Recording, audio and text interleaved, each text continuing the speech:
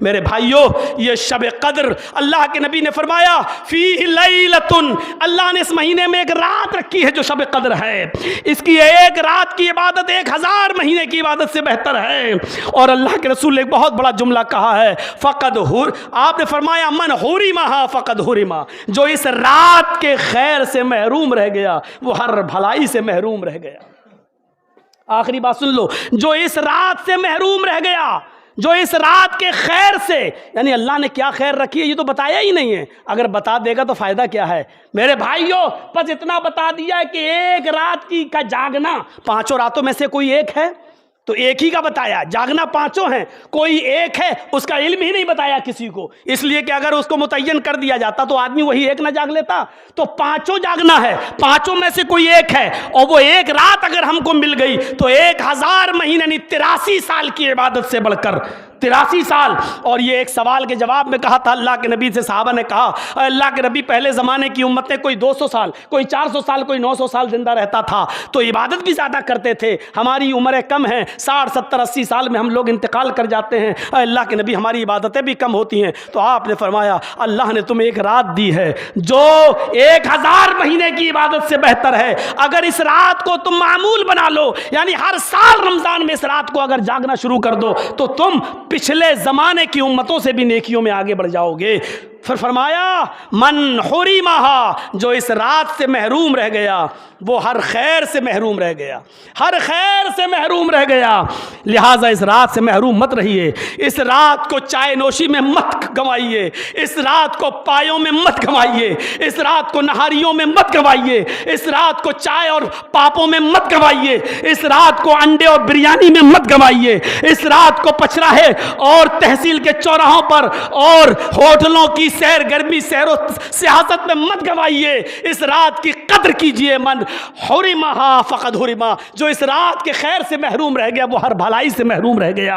अल्लाह ताला ने ये रहमत की हमारे ऊपर। इस रात को मेरे भाइयों बीड़ी सिगरेट की नज़र मत कीजिए, इस रात को गीबत और चुगली की नज़र मत कीजिए, इस रात को हाथ उठाकर हम दुआ भी नहीं करते हैं जलसों में कि आज की रात दुआ की रात है। मांगिए और ज़्यादा से ज़्यादा ये दुआ पढ़िए, उठते बैठते चलते फिरते।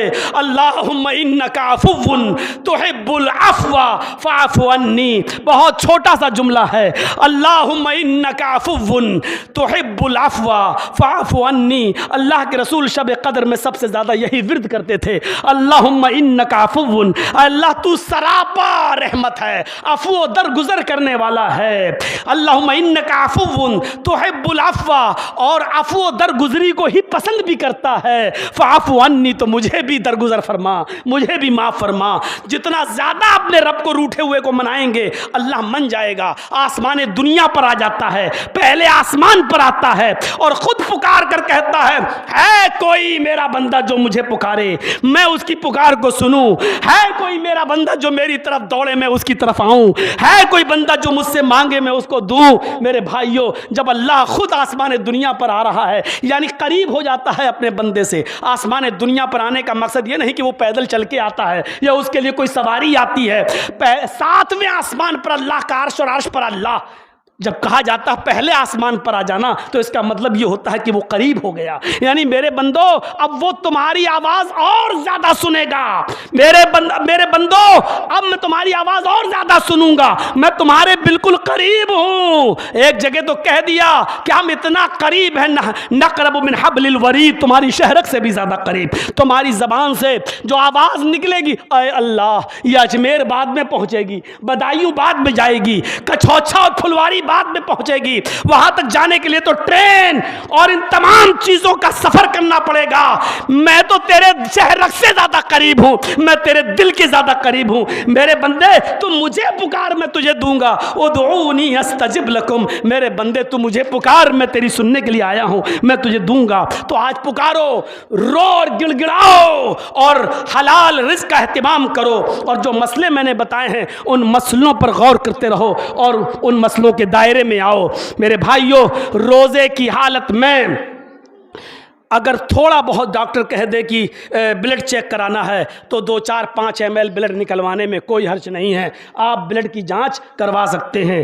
रोज़े की हालत में अगर बहुत तेज कहीं दर्द हो रहा है पेट वेट में और आप रोज़ा बर्दाश्त कर सकते हैं तो दर्द का कोई इंजेक्शन अगर आता है तो वो आप लगवा सकते हैं। दर्द का इंजेक्शन में कोई मुज़ायका नहीं है, लेकिन ताकत का इंजेक्शन नहीं। MVI अगर आप लगवाना चाहें मल्टीविटामिन तो आप नहीं लगवा सकते, ग्लूकोज बोतल चढ़वाना चाहें तो आप नहीं चढ़वा सकते, क्योंकि ये ग़िज़ा का काम करती है, ये खुराक का काम करती है, जो जायज़ नहीं है। अगर बहुत तेज शदीद दर्द है, बर्दाश्त से बाहर है, और दर्द का इंजेक्शन डायनापार वगैरह जो आते हैं, आप ड्रोटिन वगैरह वो आप लगवा सकते हैं, क्योंकि वो ग़िज़ा का काम नहीं करते हैं। तो ड्रोटिन इंजेक्शन या दर्द का इंजेक्शन अगर डॉक्टर लगाता है तो आपके रोज़े पर कोई फ़र्क नहीं पड़ेगा। ग़िज़ा का और ताकत का इंजेक्शन नहीं होना चाहिए। रोज़े की हालत में मिसवाक कर सकते हैं दिन के किसी भी हिस्से में, दिन के किसी भी हिस्से में, ज़ोहर असर मगरिब कोई फ़र्क नहीं पड़ता है।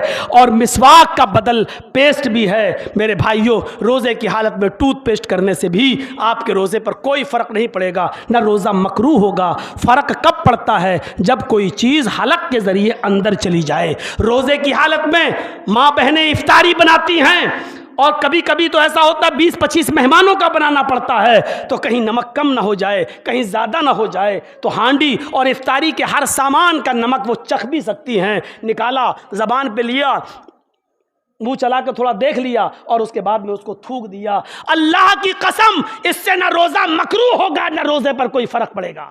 मेरे भाइयों, इसकी इजाज़त है, शरीयत के अंदर इजाज़त है, और ख़ुद अल्लाह के नबी जनाब मोहम्मद रसूलुल्लाह ने इसकी इजाज़त दी है। हमें शरीयत मोहम्मद रसूलुल्लाह से लेकर चलनी है, रोज़े पर कोई फ़र्क नहीं पड़ेगा। तो हमें और आपको चाहिए कि हम इन मसलों को भी याद रखें और बहाने न ढूंढें, ये सब मिसवाक कर लिया अब रोज़ा मकरूह हो गया। रोज़े की हालत में खुशबू लगाई जा सकती है। रोज़े की हालत में फल फ्रूट की मंडी में जाके फल फ्रूट को खुशबू सूंघ कर कि सड़ तो नहीं गया, बस ख़राब तो नहीं है, उसको सूंघा भी जा सकता है। रोज़े की हालत में गुस्ल भी किया जा सकता है। रोज़े की हालत में सर में तेल भी डाला जा सकता है। रोज़े की हालत में आँख में सुरमा भी लगाया जा सकता है।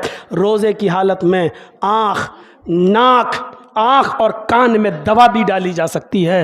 नाक में दवा नहीं डाली जा सकती, क्योंकि नाक का ताल्लुक डायरेक्ट हलक से है, और जैसे ही आप नाक में दवा डालेंगे वैसे ही मुंह में कड़वापन आ जाएगा। तो मेरे भाइयों, नाक का डायरेक्ट हलक के से रास्ता है, और नाक कभी जब इंसान को खाना पीना देना पड़ता है और हलक नहीं खुलता तो नाक में नली डालकर उसको जूस वगैरह नाक के रास्ते से ही अंदर पहुँचाया जाता है। इसलिए नाक में दवा नहीं डाली जाएगी। दवा सिर्फ आँख में और कान में डाली जा सकती है, उससे रोज़े पर कोई फ़र्क नहीं पड़ेगा। इन मसलों को हमें और आपको जानना ज़रूरी है। अल्लाह ताला से दुआ करिए कि अल्लाह ताला हमें और आपको किताब और सुन्नत पर चलने वाला बनाए, तक़वा हमारी ज़िंदगियों में पैदा फरमाए, हमें कुरान और हदीस के मुताबिक रोज़ा रखने की तौफ़ीक़ अता फरमाए। हमें इन मसलों को जो बताया गया है किताब और सुन्नत पर मबनी, अल्लाह रब्बुल आलमीन हमें इन मसलों को जानने के बाद इसके पर हमें अमल करने की तौफ़ीक़ अता फरमा। और ऐ अल्लाह, जब तक तू हमें ज़िंदा रख, इस्लाम पर ज़िंदा रखना, और जब हमारा ख़ात्मा हो तो ईमान पर हमारा ख़ात्मा फरमाना। वमा अलैना इल्लल बलागुल मुबीन व आखिरु दावाना अनिल हम्दुलिल्लाहि रब्बिल आलमीन। अस्सलामु अलैकुम व रहमतुल्लाह।